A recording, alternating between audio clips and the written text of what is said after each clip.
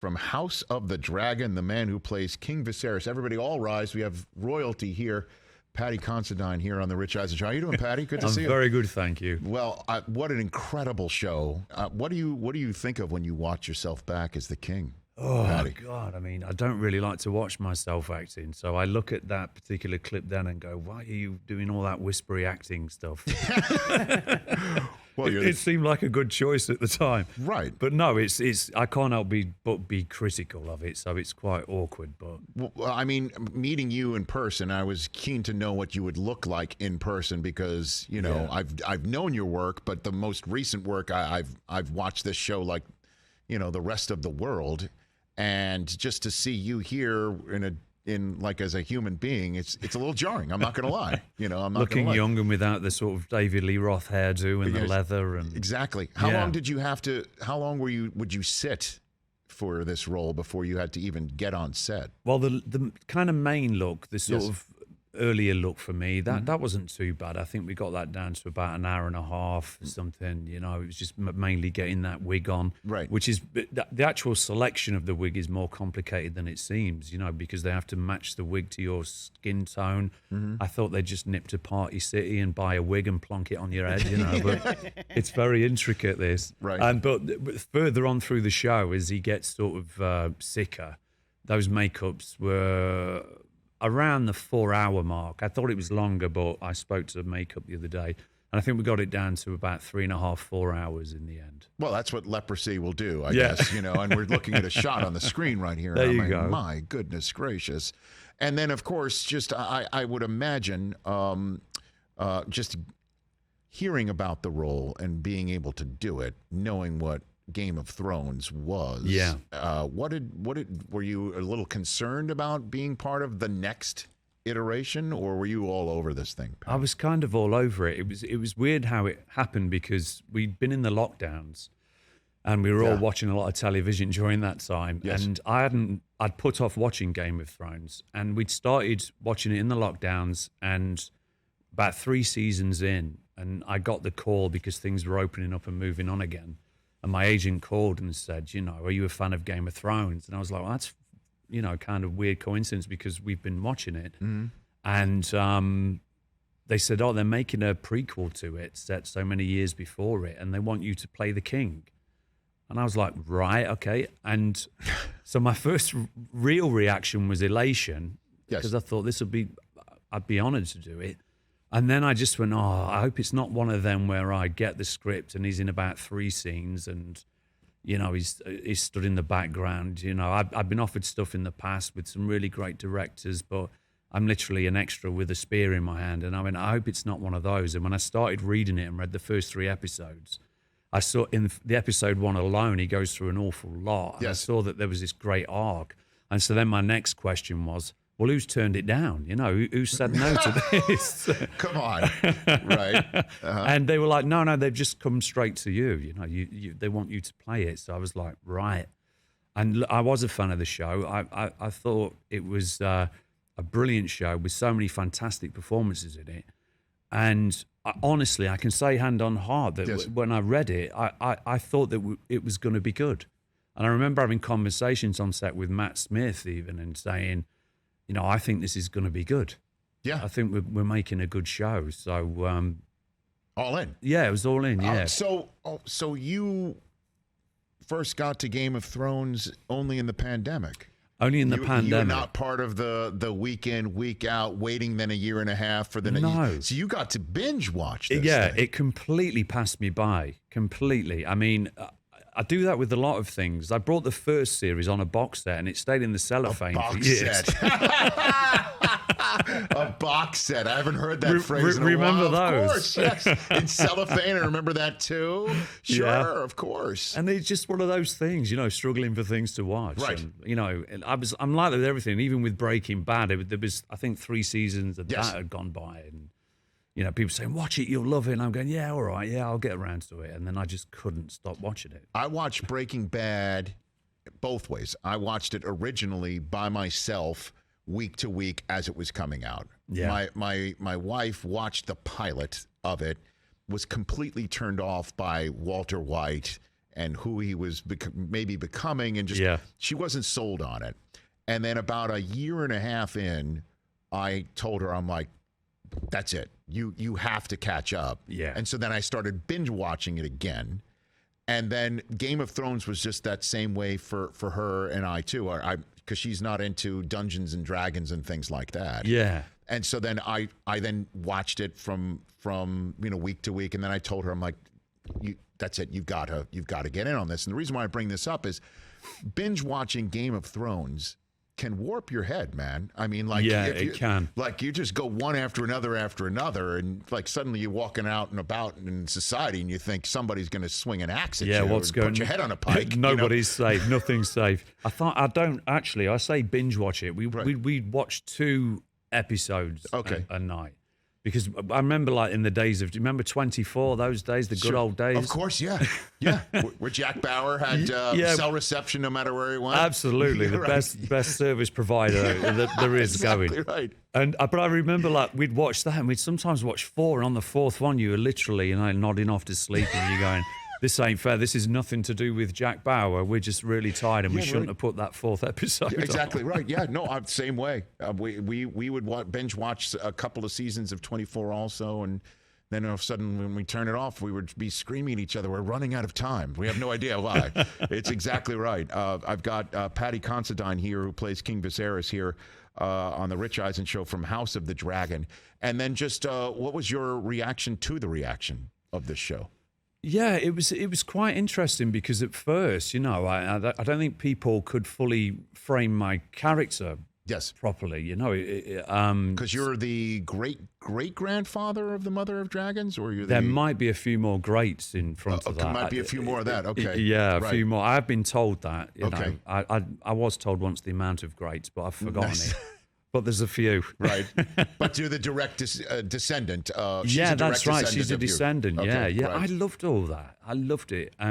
Even my hair, which was really expensive, had tones of Daenerys's palette in it, in my hair. And even little details like that for me. I know it's geeky, but I really like that. Right. That there were those little links into the original show. Absolutely. And Matt Smith does resemble, in a way, her brother from the original Game of Thrones, who, spoiler alert, although I guess we're years removed, he doesn't last very long. He gets crowned in that as well. Yeah. So he looks just like him. Obviously. He does. I mean, I was quite worried about the look, and I was trying to get out. It's a very distinct thing, the Targaryen look. Yes. And I was trying to get out of it a little bit, and I was saying, well, what if this guy's got short hair, and we can probably dye and I look more like Lee Marvin, and you can, and I'm not, I'm all, and they just weren't going for it at all. And I thought, my fear was that I looked utterly ridiculous in the wig. I looked like some terrible sort of 80s, LA rock. Sure, band. like you're White Snake. And I'm not saying I didn't look ridiculous in the wig. No, but you did. You look great. When you've got everything on, it all fits. Hey, man, again, for me, when you're in a show like this, coming off of a show that's as iconic as Game of Thrones, there's going to be a whole bunch of people out there who go, that's not the real thing. That's not the real thing. That doesn't feel like the real thing.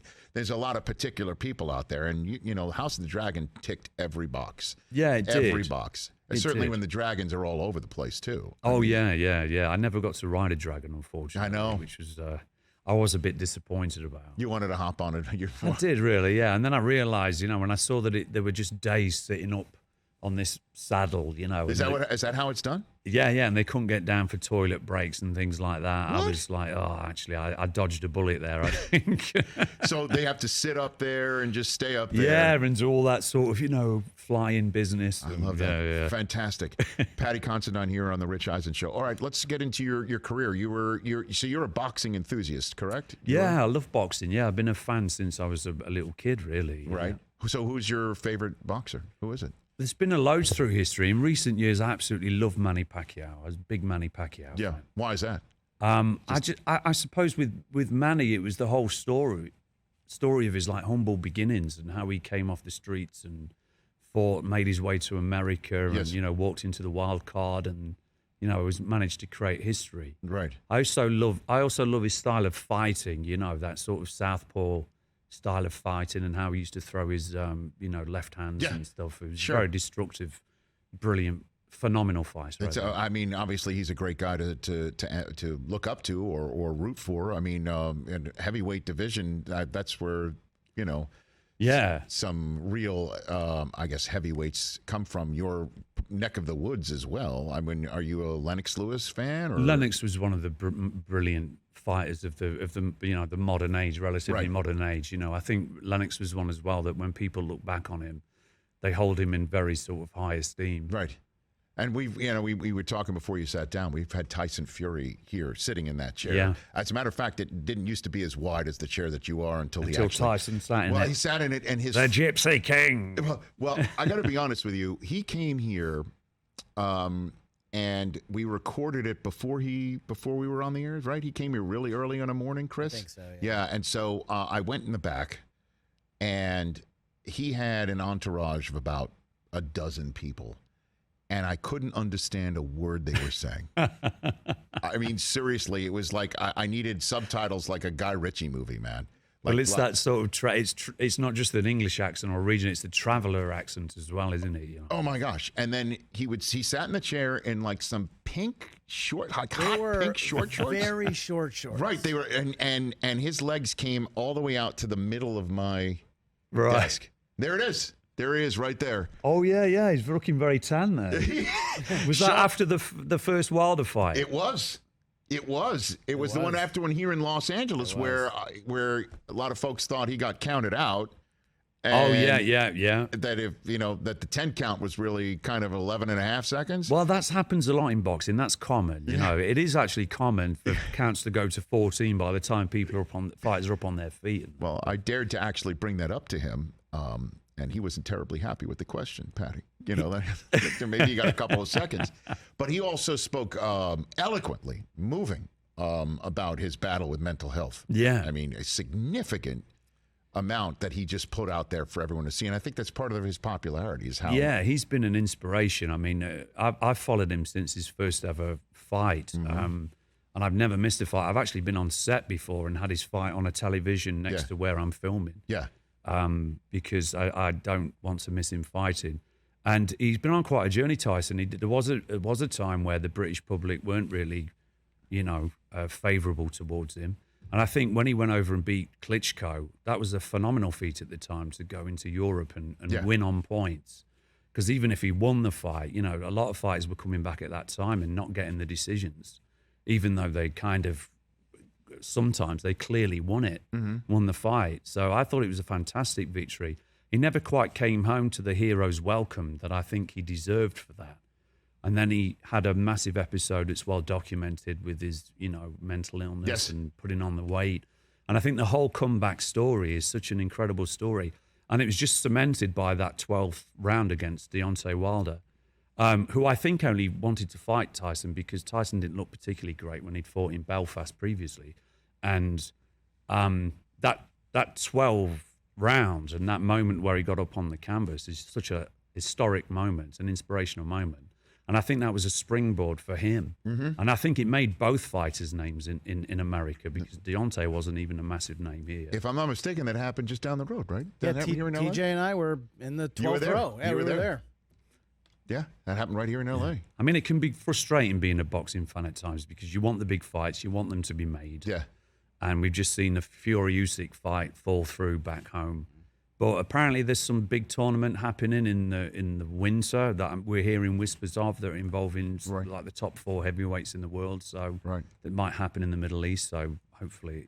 Have you hopped into the UFC world or not? Not really. You're just more of a traditional boxing. Yeah, I've never. This sounds really weird, but I don't like fighting. I don't. If someone's fighting in the street, I don't take great pleasure in watching anything. I don't. This seems like a contradiction, but I don't love violence in that way. And boxing to me is just a little bit different. It goes back in history. At its best, it's a great fighting art form, as is a lot of the jiu-jitsu things. but it's just never caught on for me. But I love watching documentaries about the UFC fighters, like the Gracies and things like that. I can watch that stuff all day long because I find the artistic side of it fascinating. And the stories and things like that. Sure. Amazing, but I just don't really follow UFC. So it's amazing, again, a testament to your wonderful acting, that King Viserys doesn't like violence. That's really strange, since so much has happened in front of you. Yes. I can't unsee some of the scenes that's happened in front of you. Do you have a favorite House of the Dragon scene that you were in? I think because I don't really like to watch my acting at all. But when the 8th episode was on, my wife and daughter were watching it in the next room, and they got through the episode, and my wife came in to me and she said, "You need to watch this." And I was sort of like, I can't, because in my head I'm okay with it. I made it. I'm at peace with it. It's fine. But if I see something I don't like, it's going to flip me out. And she goes, "No, you really need to watch it." So which scene did she pull you in to see? Well, she kind of showed me pretty much all of the stuff in episode 8. The walk to the throne. Mm-hmm. When you could barely make it. When I could barely make it. And there was a scene afterwards where I do a speech to my family. At dinner. At dinner, yeah. Oh, what a scene that is. And then the final scene where I passed, and which was quite shocking because unintentionally, but it just seemed to happen.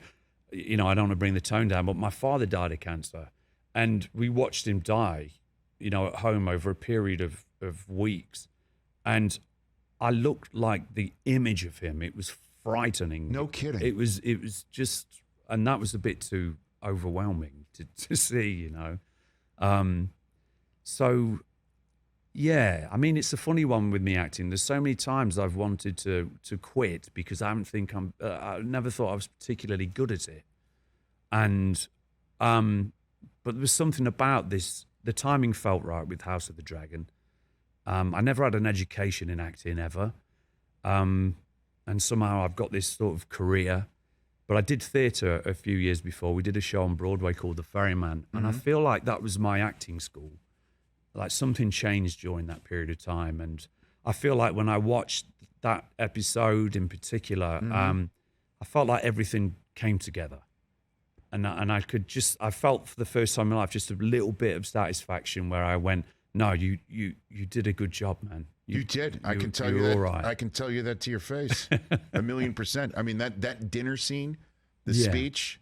And again, I don't want to give too much away because people should be able to catch up to this and binge watch it or what have you. Yeah. On Max, available right here on Roku, I should say. And so that was a remarkable scene where it looked like everyone was going to get along, then not so much. Yeah. And then you said everything came together, but then everything falls apart, and then the whole show starts twisting in a whole different direction. Yeah. And you were awesome in it. You should not think another second about it. No. Well, thank you very much. I appreciate welcome. it. But I just felt like I'd gone up a little level. Yeah. You know what I mean? Of course. And so your wife and your daughter are watching in another room. They're like, "Come on in here. Come on. You got to see this scene." Yeah. They forced me. How old's your daughter? Frano's 17. Okay. Yeah. All right. So that's age appropriate for House of the Dragon. Yeah, my 9-year-old, I'm not calling her in. They watch all kinds. That ain't happening. Before I let you go, speaking of tremendous scenes, the scene in the Bourne Ultimatum in the Waterloo train station. Yeah. Where you are trying. Well, Jason Bourne is talking you through trying to get you out of the Waterloo station. The CIA is trying to capture you. He's trying to get you through and out. Unbelievable scene. How long did that take you to shoot that, Paddy? Well, that scene was shot in about, I don't know, I want to say just a few days, but we went back. I think I was shot in about 5 different locations around that station. Yes. But the interesting story about it was that, Matt's one of those guys who really is a very, very down-to-earth Matt. You probably had him on here. Yes, He's great. He's a great guy. He's good people, yes. And we used to walk to set every day up to Waterloo. And we shot that amongst real commuters. So people were getting off trains and literally we were in that station and Jason Bourne was walking around, the earpiece, the jacket, everything. And it was such a joy we had a window of like 10 minutes before the public started to realize that was Matt Damon. and the real joy was like, because I could see it all happening, was watching people's faces, just getting off the train, going to work. And then the odd person would look up and go, like, they'd flip out and go, did I just see right? So it wasn't just Matt Damon. It was Jason Bourne in the station. I know, right? So we'd have this little 10-minute window, and then we'd have to get out of there because, it's Matt, and everybody would start to recognize him. So there was a 10-minute window in which people were still stuck in their commuting tunnel vision. Yeah. Thinking of their day or what a bad day they just had or a good day. That's it. And then they'd spot Matt and see the cameras, and then that was it. A little circus would start to form, and then we'd get out of the way. Well, that's how we had to go about it. But I was being shot and collapsing in front of real commuters. So I'd literally be walking through people, and then they go, now, and I'd go, and fall down on the floor. Yeah. So commuters would start looking around, go, what's happened to this guy? Yeah. And one woman walked past on one of the takes, screamed, got down on the floor, turned me over, and started performing like CPR on me. Oh my gosh. And tried to revive me and she was taking my pulse and doing all these and I was just like going, I don't tell her. And I just lay there and pretended and went along with it until one of the ADs came along and went, excuse me, madam, we're actually shooting a film. I just couldn't do it. So I just lay there until she'd gone away. That gives you faith in humanity, though, a little bit, that's what we all felt. Everyone was really quite touched by it. One person. That's the ultimatum, I guess, right there. Wow, that's so cool. Yeah, Matt is good people. So you would just like walk with him to set. Yeah. And that's, I guess you already asked my follow-up question. It looked like those weren't extras. Those were like genuine. Yeah, we dressed some, well, I didn't, but they dressed some in Paul Greengrass. They dressed some people in who were with us, and then the rest were just all commuters. I mean, that scene, you were literally on the edge of your seat. And then, of course, he starts kicking ass and... That was the thing with that. I'm watching him kick ass, and you just stood there lying, going, I'm going to kick some ass. Paddy, thanks for coming here. Everybody check out the first season of House of the Dragon, available to stream on Max, which is available right here on Roku. Season 2 of the show currently in production. Great to have you here, sir. Thanks for having me. You got it. Great. Same here. Come back anytime. Paddy Considine here on The Rich Eisen Show. Catch The Rich Eisen Show every single day on the Roku channel, 12 to 3 Eastern, for free.